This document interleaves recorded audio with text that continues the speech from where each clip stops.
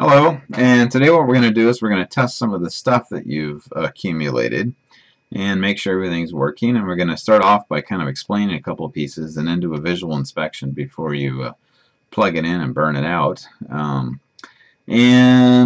Hopefully we'll be able to get these things working and play with them and make sure everything is good to go. What you're going to need are the two infrared line detectors and, of course, the motherboard with the Teensy properly inserted into the socket. Notice, if you haven't played with it yet, the Teensy does not sit all the way down. Notice there's a gap. I'll point to it with my mouse right here. Okay, and of course that the USB is facing the two switches. And then let's talk quickly about some of the features of the board so we can understand what it does.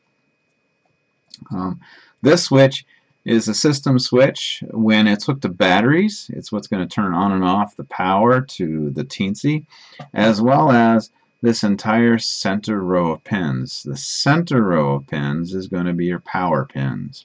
Okay, the outermost row of pins are going to be ground. The innermost row of pins are going to be signal that hooked up directly to the Teensy's signal pins. Okay, so this one turns on and off the Teensy and turns on and off the power that goes to the center row of pins.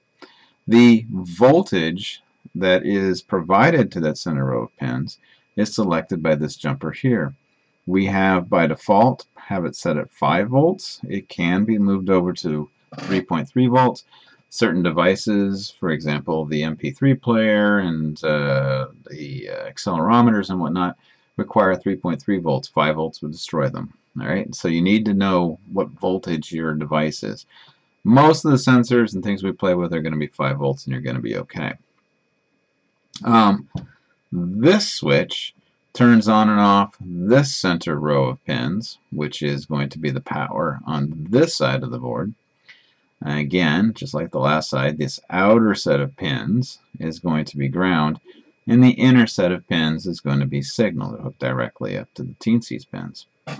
These two rows of female sockets are also hooked up directly to the Teensy pins. All right. So if in the copper trace, if you had a close look at it, you would see a very, very small piece of copper runs, for example, from this pin underneath these others over to this pin here, so it's directly connected. That way you can insert things like solder or wires, or like for example what we'll probably do here shortly is something like this switch, which has a common ground and 3 signals, can simply be inserted like that.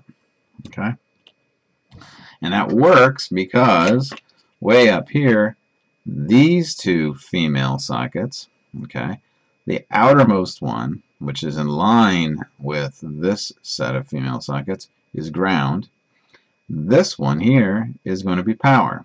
Okay, so we can use whatever voltage is going to the center row, whether it's 5 volts or 3.3 volts.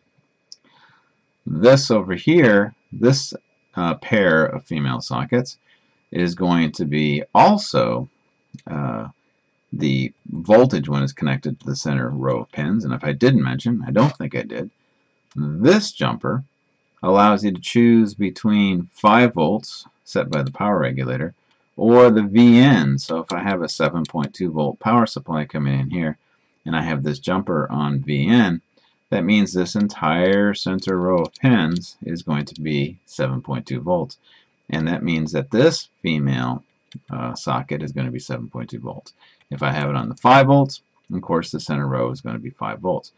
This outermost socket right here is going to be ground. So once again, if I have a device like this, which has a common ground, I can simply insert it over here, and the ground will go to that ground, and the 3 signal pins go to the 3 signal pins. So it makes it easy to hook stuff up.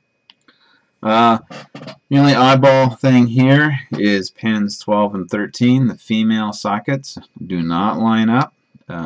It was a practical issue of getting odd or even numbered female sockets. They're very difficult to find and expensive to get the odd. So I've moved those 2 pins down to here. So this is pins 12 and 13 female socket down here. Okay, they are not in line with these right here, which is pin 13 and pin 12. All right. So let's take a look at your IR boards. All right. So your IR boards, one of the things we have to look at, and we have to look at it carefully, is before you plug it in, we need to make sure you actually assembled it correctly. Notice that it is, let me zoom this in a little bit here. We're going to change our focus. Alright, there we go. There is a set here that says S for signal, positive, and ground. Okay, the S is going to be in the middle row. Alright, it's going to be toward the center. You need to remember that. I'm going to walk away from this now, but remember S, positive, ground. Super important to know which ones are which. Okay, this jumper here, okay, the one that's labeled IR on, that literally turns on and off the infrared light, okay, the two clear LEDs. If I have this jumper removed, the LEDs are off, okay. If I have this jumper in place, the LEDs are on. Let's look at the LEDs themselves. Alright, when you look carefully at them, you're going to see a very large side, looks like an F maybe, and then a small side. It is super important for you to know what that actually works out to be. If I'll jump over to here too. If we look, okay, we can see this large side here was the one that went to the short wired piece, which is the cathode. And it also has a flat. Alright, so if you hook things up properly, which I hope you did, what will happen is the very large side here will correspond to the side that there is a, well in this case, no line, okay, which designates the flat. And careful examination will see either a notch or a flat right there, okay. So if you look at yours and you find that this large side of the F is actually, for example, here, okay, and not here, it will not work. Now you have to make sure that you have that correct. The large terminal, the cathode, needs to be inserted into the side that has the flat, all right, or the square hole. So if you follow the instructions, all is going to be good. Another thing to keep in mind, oh, this camera really doesn't show this very well. Oh my gosh, orange and red look the same. Well, these are going to be your 1K resistors over here, and this one is going to have an orange band in it, which looks remarkably like red in this video. Alright, so these should be brown, black, red. This one should be an orange. This is going to be a 30K. These are going to be the 1K resistors. Alright, so let's set this guy aside. I'm going to pause this briefly, and I'm going to get it set up so we can actually see stuff. Okay, so let's plug in a few things. Like I said, you're going to need two of these wires, this yellow, red, black wire. And remember, I had told you that the signal, the S, is going to be closest to the center. By normal convention, what we end up doing is we use the lightest color wire is going to be connected to the signal, and the darkest color wire is going to be ground. Okay, the red is going to be positive. So this gets inserted like this. Okay, signal, power, ground. S, positive, negative. Super important to do it this way.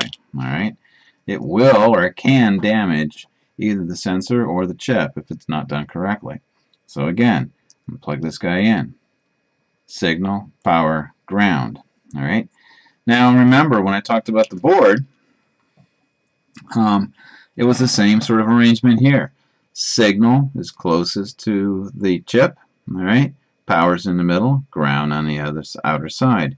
We're going to be dealing with A0 and A1, which is the second and third row of pins from the back side of the board. Okay, remember this very last one here is pin 13, and it's actually female socketed down here. So we're going to take and insert one of these very carefully into that second row. See, there's another row below it. Okay, this is now hooked into A0. And I'm going to do the same thing here to A1. Okay. So now I have signal, power, ground. Both of these are hooked up.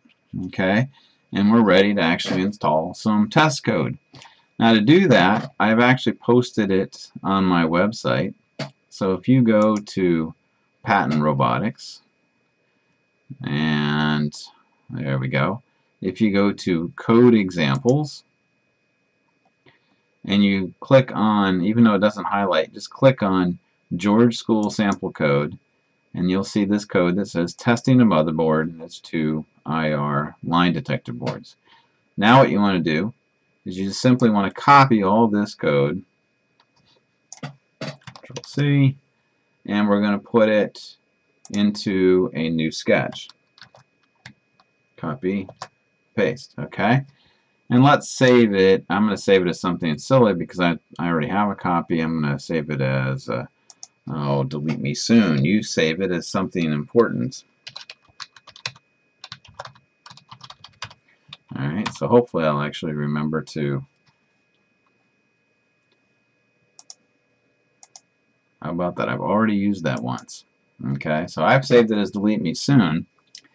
And now what I'm going to do, I'm going to go ahead and get this out of the way so we don't need that anymore. Let's take a look at what this code does real quick. Okay, I think a lot of it you should recognize, so I'll go relatively quickly. I've created some variables here. Okay, I have my 2 sensors hooked up to pins A0 and A1, and they're plugged into those accordingly.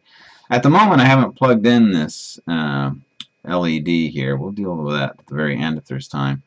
And I've created 2 variables that I can store the information in, called sensor value, right sensor value and left sensor value.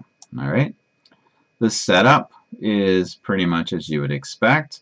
My computer is really slow. I'm tossing in an extra long delay after waiting for the serial window to open. And again, we'll come back to this if there's time, but I've set the LEDs to output. I'll be plugging them into these top 3 pins on the motherboard. Okay. Main loop is simple. I have created a couple of different functions here. I'm going to collect the data, print the data, graph the data, and we'll hold off on this one for the moment. Make the data glow, and I've got it going on a 20 millisecond delay. Collecting data. There's a new keyword you probably haven't seen before. I have the 2 variables, all right, and I'm going to do analog read on the 2 pins that the sensor's hooked up to, pins A0 and A1. Okay, so it's going to take in the voltage readings from those 2 pins. Printing the data, exceedingly simple. I'm simply going to print it. I've got a concatenated string, and I've converted that integer into a string so I can get displayed data. Graphing data is worth 30 seconds. Okay, so what I've done here is for whatever the value is, let's say the value is 500. Okay, well, the first thing it does is it divides that number by 15 because 500 spaces is too long for printed character. Because what I want to do is I want to print a star. Okay, right, to make sort of a floating graph of the data, and you'll see it in a second.